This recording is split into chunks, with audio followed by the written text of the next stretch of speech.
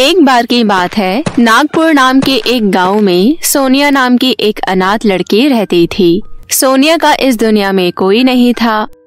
कुछ समय पहले ही सोनिया के माता पिता की मौत किसी कारणवश एक साथ हो गई थी, जिसके बाद सोनिया ने लोगों के आगे हाथ फैलाने से अच्छा मेहनत करने का फैसला किया। लेकिन बेचारी सोनिया को समझ नहीं आ रहा था कि वो क्या करे। हे भगवान, मैं क्या करूं? किससे काम मांगूं? मुझे कोई काम देगा भी कि नहीं? मुझे तो कुछ समझ ही नहीं आ रहा कि मैं क्या करूं। सोनिया ये सब सोचने लगती है। तभी उसके दिमाग में एक आइडिया आता है और वो अपने घर के पास वाली साड़ी की दुकान पर जाती है और दुकान में बैठी औरत से कहती है, मालकिन, मुझे भी आपकी तरह साड़ियाँ बेचनी है। आप मुझे अपनी दुकान पर कुछ काम दे दो प्लीज मालकिन। मैं आपका ये एहसान कभी नहीं भूलूंगी। क्या परेशानी है बेटी तुम्हें? अगर कोई परेशानी है तो बताओ। तुम्हें अगर भूख लगी है तो मैं तुम्हें खाना खिला देती हूँ या फिर कुछ पैसे ले लो। नहीं मालकिन, मुझे खाना नहीं, मुझे काम चाहिए। मैं खुद से कमाकर खाना चाहती हूँ मालकिन, नहीं तो मैं लोगों के आगे हाथ फैलाना सीख जाऊंगी। वाह बेटी, ये तो तुमने बहुत ही अच्छा फैसला लिया है। लेकिन बेटी, क्या तुम साड़ियाँ बेच पाओगी? हाँ मालकिन, मैं बेच लूंगी। ठीक है सोनिया, आज से तुम मेरी दुकान की साड़ियाँ ले जाकर गली गली में बेचना। मैं आज तुम्हें 10 साड़ियाँ दे रही हूँ, तुम पहले इन्हें बेचकर आओ। ठीक है मालकिन। उन साड़ियों को लेकर सोनिया उन्हें बेचने निकल जाती है। साड़ियाँ ले लो, साड़ियाँ, प्यारी प्यारी रंग बिरंगी सुंदर प्रिंट वाली साड़ियाँ ले लो।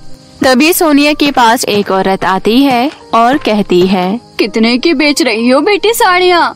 ज्यादा नहीं आंटी जी, सिर्फ 500 रुपए में। अरे वाह, तुम्हारी साड़ियाँ तो सस्ते के साथ साथ बहुत सुंदर भी है। तुम मुझे ये काली वाली साड़ी दे दो।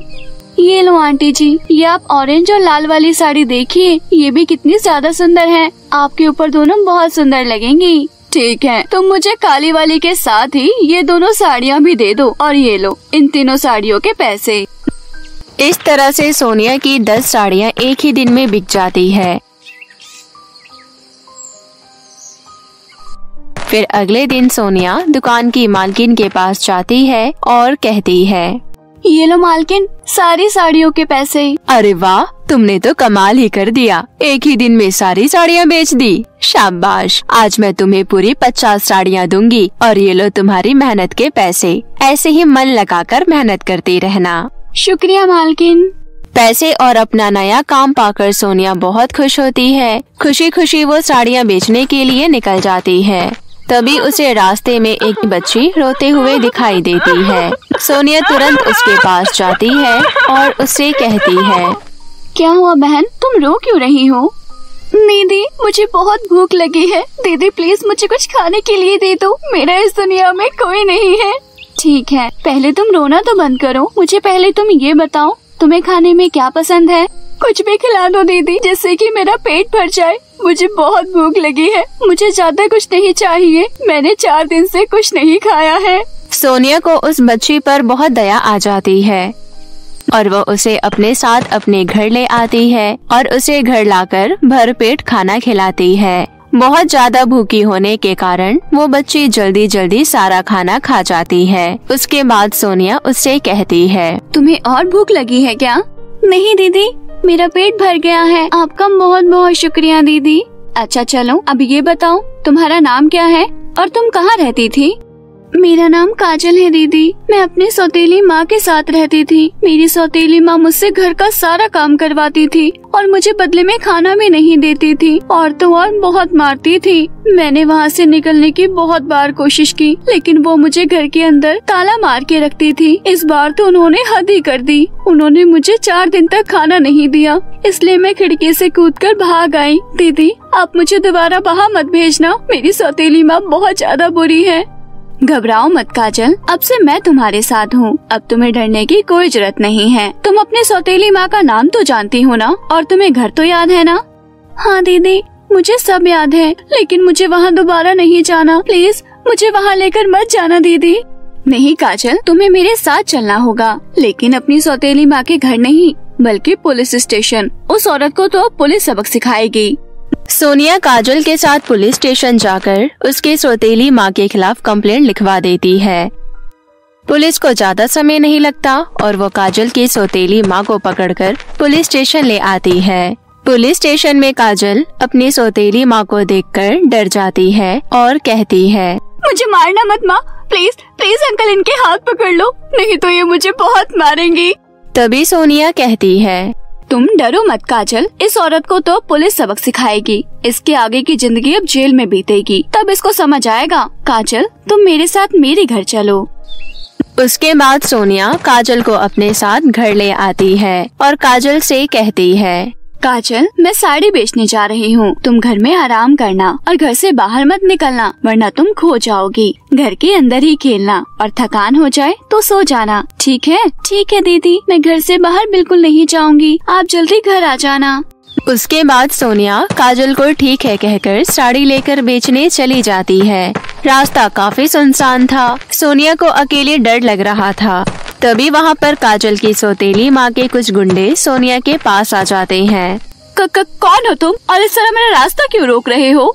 तूने हमारी मालकिन को गिरफ्तार कराया है, हम उन्हीं के गुंडे हैं। तूने हम लोगों से पंगा लेकर अच्छा नहीं किया, अब हम तेरा क्या असर करेंगे तू देखती जा। इतना कहकर वो गुंडे सोनिया को पकड़ लेते हैं। तभी सोनिया चिल्लाने लगती है, छोड़ो मुझे, प्लीज मुझे छोड़ दो वरना तुम्हारे साथ बहुत बुरा होगा। वो सभी गुंडे मिलकर सोनिया को एक तालाब में फेंक देते हैं। सोनिया तालाब में जिंदगी और मौत से लड़ने लगती है क्योंकि उसे तैरना नहीं आता था। काफी देर बाद सोनिया डूबने लगती है और पानी की पूरी गहराई में चली जाती है। देखते ही देखते सोनिया एक दूसरी दुनिया में पहुंच जाती है। उसे समझ नहीं आ रहा था कि उसके साथ क्या हुआ।